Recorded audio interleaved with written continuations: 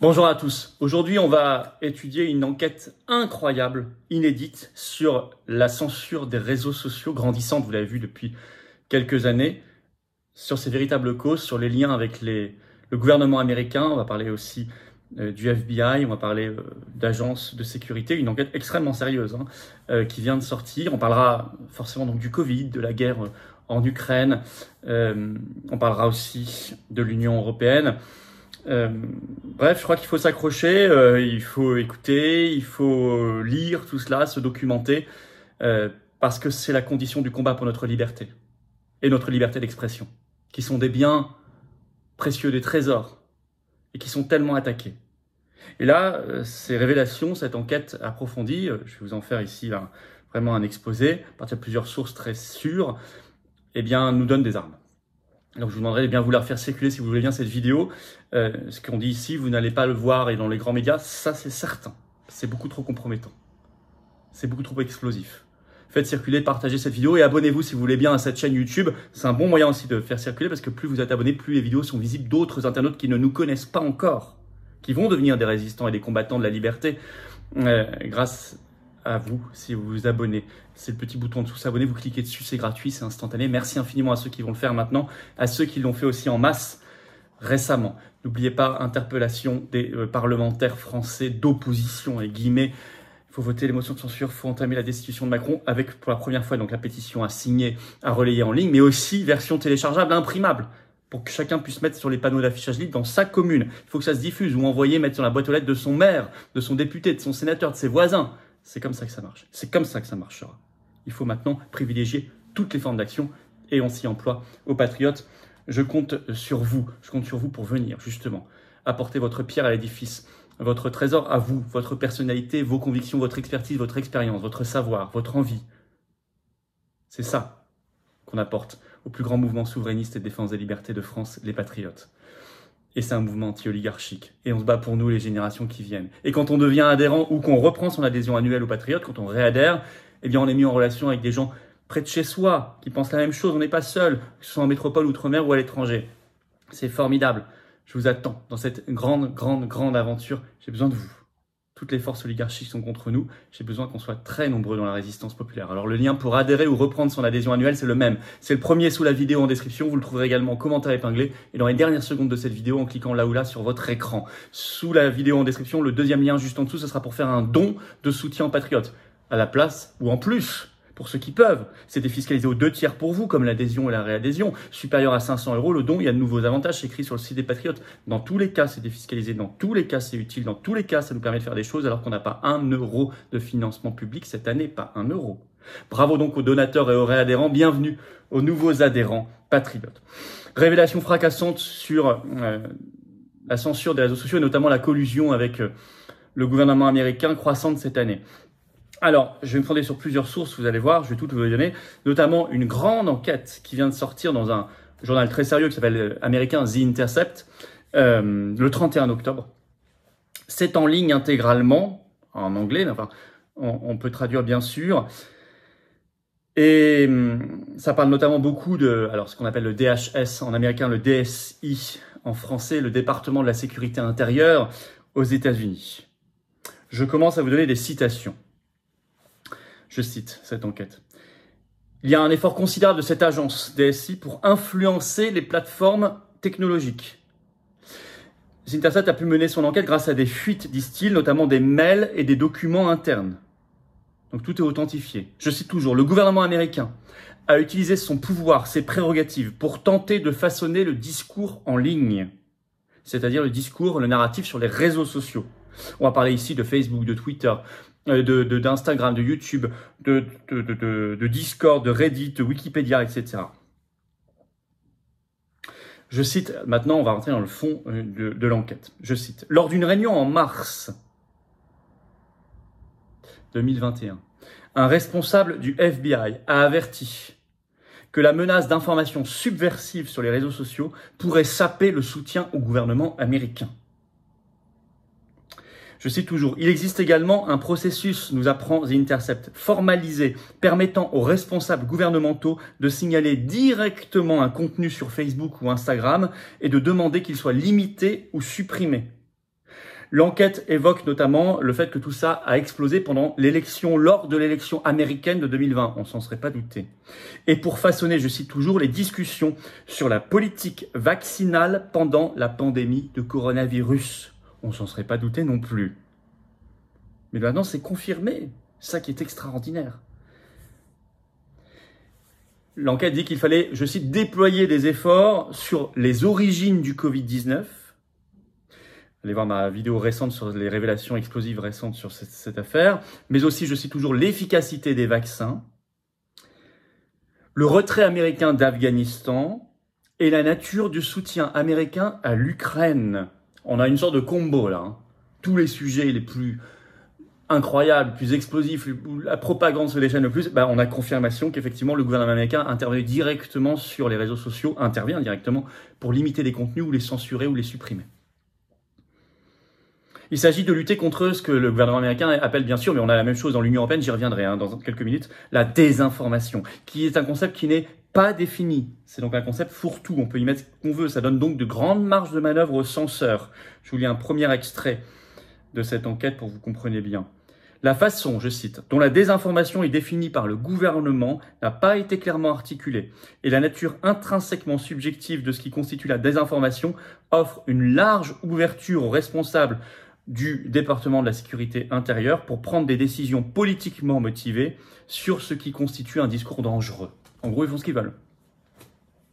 Exemple, nous donne l'enquête, lors de l'élection américaine présidentielle de 2020, le gouvernement américain a signalé 4800 postes suspects, selon leur vocabulaire, et les plateformes ont pris des mesures immédiates dans 35% des cas par des suppressions, par des blocages, mais aussi des postes qui étaient ensuite étiquetés comme douteux, dangereux, etc. Je cite toujours, avant les élections américaines présidentielles de 2020, des entreprises technologiques comme Twitter, Facebook, Reddit, Discord, Wikipédia, Microsoft, LinkedIn, Verizon Media se sont réunis mensuellement avec le FBI et d'autres représentants du gouvernement américain. En juin 2022, un comité consultatif du NHS, qui compte notamment, du DHS, c'est-à-dire le département de la sécurité intérieure, qui comptait notamment, et vous allez la retrouver, Vijaya Gadde, vous savez, celle qui avait supprimé le compte de Donald Trump sur Twitter, ou du New York Post, celle qui a été virée immédiatement par Elon Musk. Bon, on la retrouve là. Et ce comité consultatif, c'est tout récent, c'est en juin 2022, a rédigé un rapport délirant pour aller encore plus loin dans la censure. Et là, je vais vous lire un autre extrait de The Intercept. En juin, le même comité consultatif du DHS, qui comprend le responsable de la politique juridique, de la confiance et de la sécurité de Twitter, Vijaya Gadde, et la professeure de l'université de Washington, Kate Starbird, a rédigé un rapport au directeur de la CISA, donc à l'intérieur du DHS, département de la sécurité intérieure, appelant à un rôle élargi pour l'agence dans l'élaboration de l'écosystème de l'information. Le rapport a appelé l'agence à surveiller de près les plateformes des médias sociaux de toute taille, les médias grand public, les informations par câble, les médias hyper partisans, la radio parlée et d'autres sources en ligne. Ils ont fait valoir, je cite toujours, que l'agence devrait prendre des mesures pour mettre un terme à la propagande d'informations fausses et trompeuses en mettant l'accent sur les informations qui sapent les institutions démocratiques clés, tels que les tribunaux, ou par d'autres secteurs tels que le système financier ou les secteurs publics, ou les mesures sanitaires. Fin de citation. Bon, je crois que tout y est. Alors, il faut rappeler que le département de la sécurité intérieure aux États-Unis a été créé en 2002 suite aux attentats du 11 septembre 2001. Et au départ, c'était pour la lutte contre le terrorisme. Mais de plus en plus, c'est devenu la lutte contre la désinformation. C'est écrit en toutes lettres dans l'enquête. Et la lutte contre la désinformation, le département de la sécurité intérieure, je cite, la considère comme une partie croissante de ses tâches principales. Et d'ailleurs, depuis qu'il est aux manettes, entre guillemets, Joe Biden a amplifié cette perverse réorientation stratégique de l'agence C'est écrit aussi en toutes lettres dans l'enquête, je vous cite un extrait. Biden a également donné la priorité à ses efforts. L'année dernière, l'administration Biden, donc en 2021, a publié la première stratégie nationale de lutte contre le terrorisme intérieur. La stratégie a identifié une priorité plus large, renforcer la confiance dans le gouvernement et lutter contre l'extrême polarisation alimentée par une crise de désinformation et de mésinformation, souvent canalisée via les plateformes de médias sociaux qui peuvent déchirer les Américains et conduire certains à la violence. Je cite toujours, le FBI a dépensé des millions de dollars dans des logiciels de suivi des médias sociaux de surveillance, comme BabelX ou Davanmir. Alors, on peut par exemple revenir sur un cas concret, sur l'affaire Hunter Biden. Allez voir ma vidéo d'hier, et l'article qu'il a sorti en 2020 pour la première fois dans le New York Post, en pleine campagne présidentielle américaine, et qui a été censuré à ce moment-là, cet article, par Twitter comme Facebook. Eh bien, en août 2022, Mark Zuckerberg, le patron de Facebook, a révélé, je cite The Intercept, a révélé que Facebook avait limité le partage des reportages du New York Post après une conversation avec le FBI. Et il a déclaré qu'il regrettait cette décision. Enfin, c'est un peu tard. Alors, on va se fonder, au-delà de l'enquête très approfondie, vous pouvez aller lire le reste. Là, je vous en ai fait quand même, je pense, une synthèse très importante. On peut aller lire un autre article qui date du 29 octobre, tout récent, de The Spectator, très sérieux aussi. Il parle, lui, d'un procès en cours. Vous allez voir, on va être beaucoup sur le Covid. Intenté, je cite, par le procureur général du Missouri et le procureur général de la Louisiane aux États-Unis, sur les liens entre Washington et Twitter, Facebook, YouTube. Et notamment sur l'action de Anthony Fauci, tiens, on le retrouve toujours dans les mauvais coups, et un autre de ses compères qui s'appelle Collins, qui ont, je cite, utilisé leur position d'autorité gouvernementale pour pousser les plateformes de réseaux sociaux à censurer une déclaration qui avait été faite par des médecins et des épidémiologistes américains sur le Covid le 4 octobre 2020, qui s'appelle la Grande Déclaration de Barrington. Ça vous dit peut-être quelque chose, on en avait parlé dans les vidéos. Qui appelait à la fin des restrictions de liberté et à s'occuper vraiment des populations fragiles, des populations vulnérables. C'était du bon sens. Eh bien, à l'époque, Fauci et Collins étaient intervenus pour que les réseaux sociaux censurent le plus possible, invisibilisent cette grande déclaration de Barrington du 4 octobre 2020. Et ils avaient réussi. Et donc, il y a un procès maintenant contre eux. Et c'est très bien. Parce qu'ils ont utilisé leur position d'autorité gouvernementale pour faire de la censure. Et là, selon un des plaignants, je cite l'article de The Spectator, ils sont allés trop loin, selon la plainte, en utilisant leur position gouvernementale pour pousser les réseaux sociaux à réprimer la dissidence. Je vais vous lire un extrait de cet article. Le professeur de la faculté de médecine de l'université de Stanford, le médecin épidémiologiste Jay Bhattacharya, qui était un des signataires de la grande déclaration de Barrington, s'est joint au procès. Le procès, a-t-il expliqué, ne s'adresse pas directement aux médias sociaux, il s'adresse au gouvernement. C'est un procès essentiel, on va le suivre. Je vous en donnerai évidemment des nouvelles. Et la toute fin de l'article, la dernière phrase de cet article de The Spectator, c'est celle-ci, je vous la livre. Vous allez quand même la méditer, on va tous la méditer. Big Government a couché avec Big Tech et leur progéniture deviendra probablement Big Brother. Je crois que ça résume tout. Chez nous, vous avez l'Union européenne, qui joue le même rôle, qui a édicté son règlement sur les services numériques qui doit entrer en application partout, dont la France, bien sûr, le 1er janvier 2024, issu d'un accord trouvé le 23 avril dernier pour lutter contre la désinformation, pareil, la haine en ligne, pareil, concept non défini, concept large, avec toutes les dérives et les dangers possibles. Et il y a un article du Monde du 23 avril 2022, je vous en lis un extrait, vous allez comprendre l'objectif. Je lis Le Monde. Dans le contexte de l'agression russe en Ukraine et des conséquences particulières sur la manipulation de l'information en ligne, un nouvel article a été introduit, donc dans le règlement européen, afin de mettre en place un mécanisme de réaction en cas de crise, a fait savoir le Conseil européen. Ce mécanisme, activé sur décision de la Commission européenne, Ursula, permettra de prendre des mesures proportionnées et efficaces à l'égard des très grandes plateformes qui contribueraient à répandre de fausses informations. Bref, ça s'appelle la censure. Complètement subjective. Alors en conclusion, je crois qu'honnêtement ces informations elles sont quand même très précises, très concrètes, très essentielles, très nouvelles. Et très, alors on pouvait se douter de plein de choses, enfin maintenant on connaît la mécanique réellement, les coulisses.